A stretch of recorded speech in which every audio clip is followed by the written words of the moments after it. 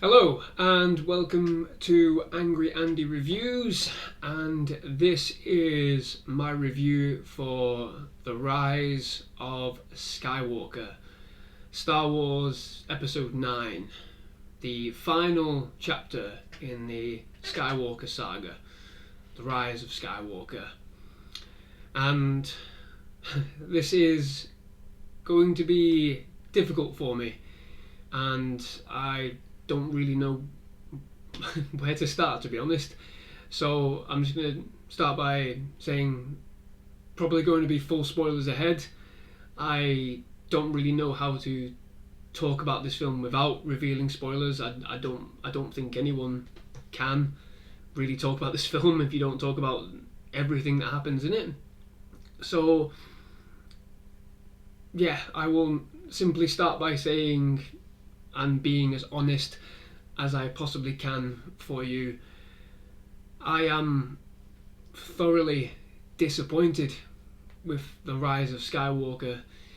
It is a mess, a heartbreakingly tedious and hectic mess. And this is coming from someone who, enjoyed The Last Jedi. A lot's been said about The Last Jedi and, what it did to the franchise, the narrative choices that it made, things like that. I've had many discussions with my own friends about, what The Last Jedi did, and, to me, I liked a lot of the choices they made.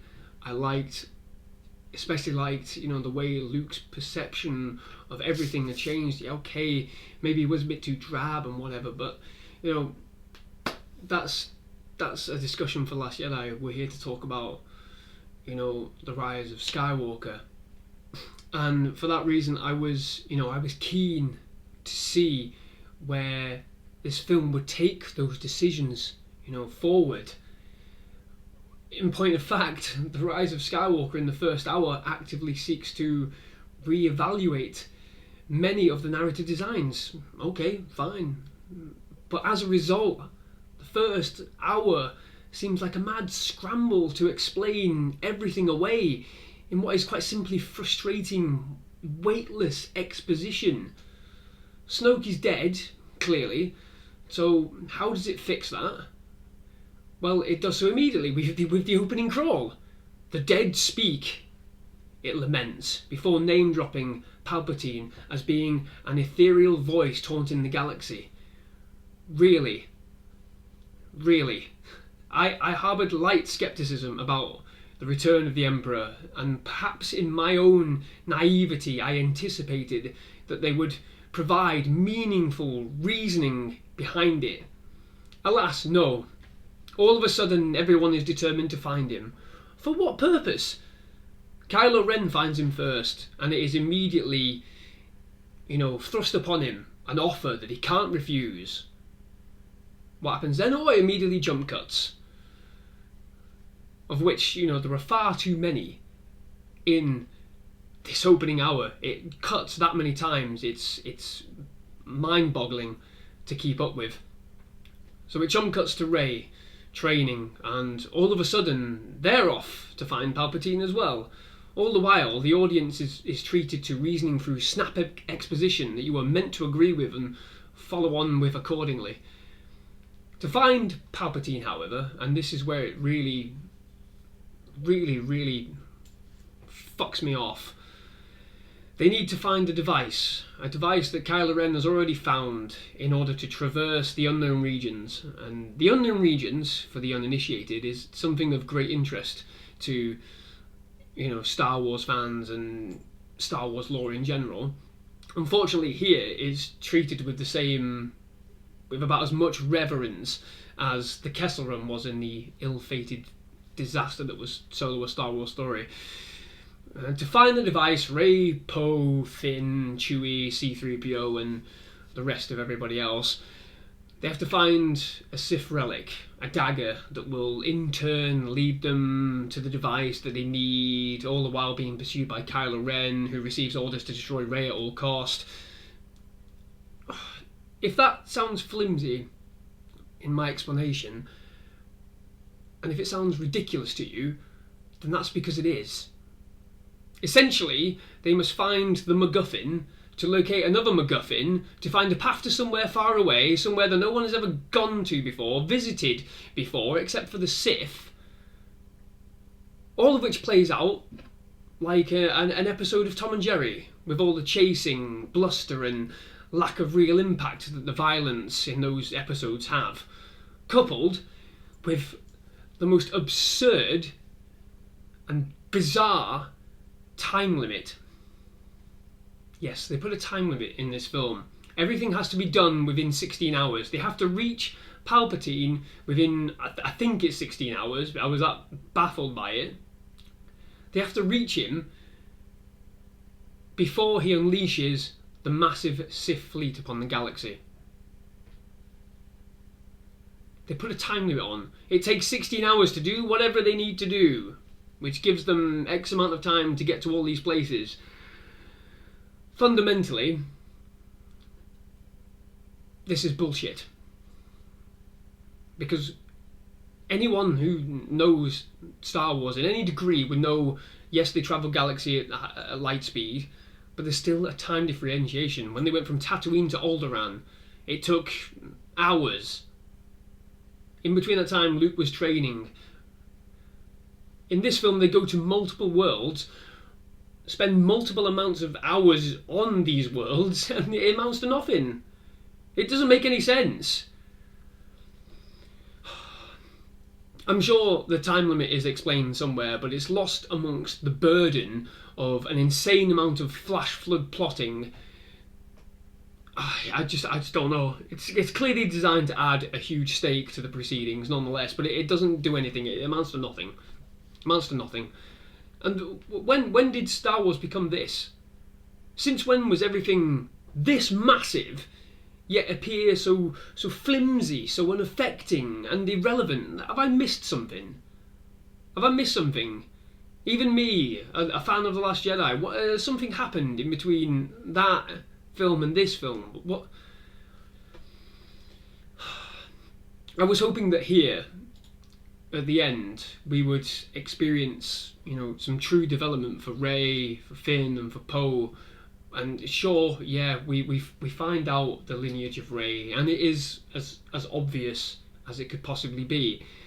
It attempts to evoke that of the Vader-Luke reveal, but it is disappointingly thrown out by Kylo Ren in what is simply yet another retcon from The Last Jedi. He was the one that told Rey she was nothing, she amounted to nothing, but here, he's found out the truth from Palpatine about her, and this is actually who you are. Finn is wasted and serves as a link to yet another side character who could quite easily have been written out of this film. He has no real journey when it's boiled down, and Poe, although he is given meaning later in the film, he's still bogged down with doubts about his own ability, which in itself is baffling.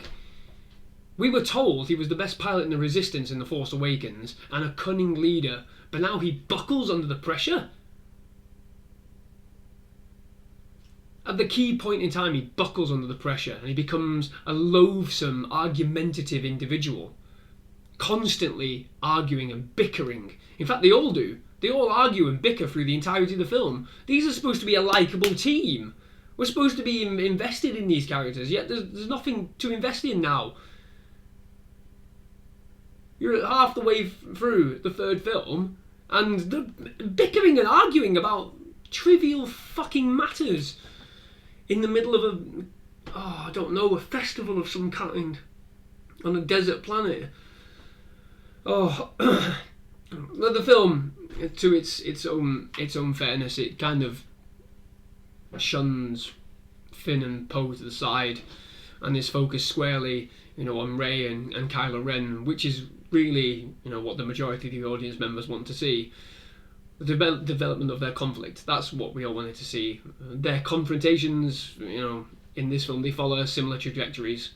Kylo Ren says something over, Force Skype or whatever it is they're doing, and Rey snarls at him, and they briefly fight. It's only when Rey, fully defeats him, do things actually get interesting. Massive spoiler, he falls and she saves him. Shortly after that, he returns to light in a moment of probably what is the best and only true piece of character development of all these three films. It's a moment that directly mirrors the scene in The Force Awakens with Han Solo, and to be fair to Adam Driver, that scene is fantastic. It's affecting as anything else in this entire film. It's the one moment of pure emotion that I actually felt something. Besides the scenes with Leia when she's presiding over Rey's training. But this is the thing.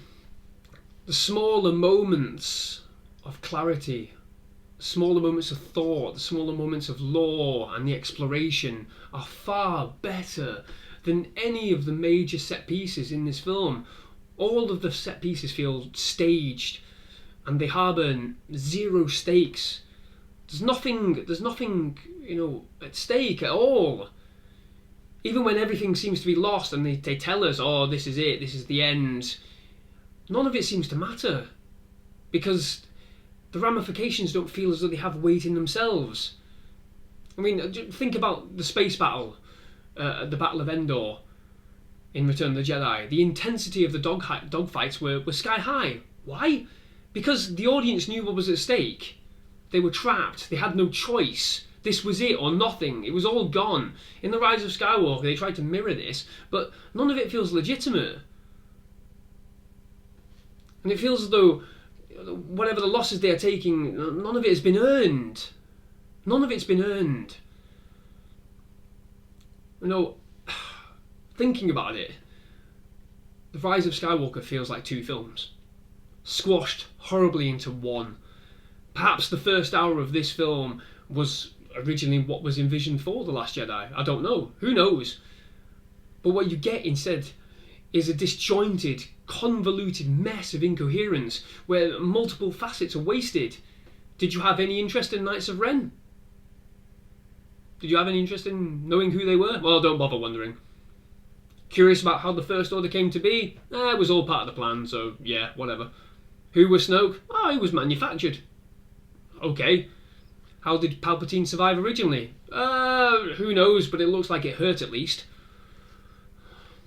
Sure, The Rise of Skywalker answers some of the basic questions left by its predecessors, but it leaves a trail of heartbreakingly meaningless and unnecessary plot devices in its wake. The film looks lovely.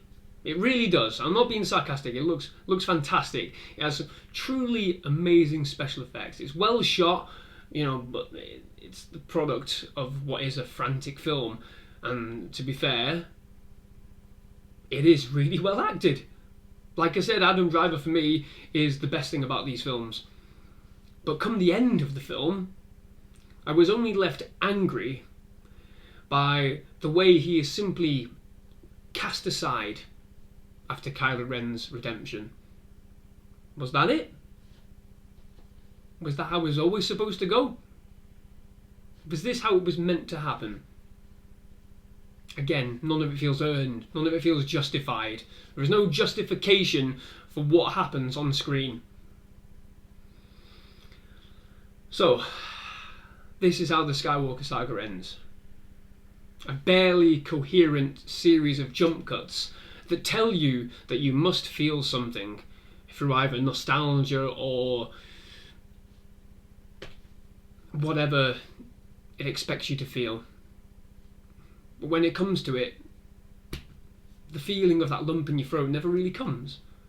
And if it does come for you, then maybe it comes in a way, that I felt when the credits began to roll. A feeling of utter dissatisfaction and heartbreaking hatred. The Skywalker Saga has ended. It took 3 films for me to realise it actually ended a long time ago with a film called Return of the Jedi. You know, I will always like The Force Awakens. I think that is a really good, solid film. It sets its stall really nicely. There's a lot of hope in it. You know, there's interesting characters. You know, some things we've never seen before. Admittedly, plenty that we have seen before. But that's not the point. It was the springboard for where it could go. But the decisions they made in The Last Jedi, they've changed here. Rather than going, all right, that was the decision, let's just go for it. Let's just hit it as hard as we can and make it work. No, they spend an hour, over an hour, if not more, when you condense it all into a ball, because they carry on right the way through the film. There's continuous remarks about what happened in The Last Jedi and how it's different. Why didn't we do the Holdo thing where she light speeds? Oh, it was a 1 in a million shot. Okay, so you just blow that out of the water immediately. It's fine. You don't have to explain it. You don't have to explain how it worked, which isn't an issue. There are many situations in Star Wars where nothing's explained. Why were the rebels on Hoth in Empire Strikes Back? You know, it makes sense. You know, the imagination. This film, The Rise of Skywalker, has no imagination. It doesn't believe in anything it's doing. Which is why it feels so flat and tedious.